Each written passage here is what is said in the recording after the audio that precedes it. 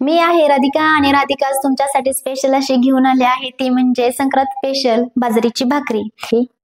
आता इथे आपल्याला थोडे थोडे करून पाणी घालून घ्यायचं आहे। थोडा पाण्याचा हात लावून दोन्ही हाताने हे असं मळून घ्यायचं आहे। हे चालेल।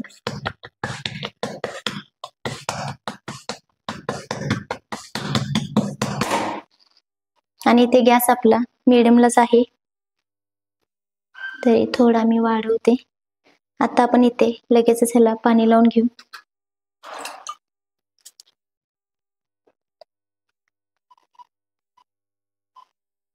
आता इथे थोडीशी मी प्रेस करून घेणार आहे।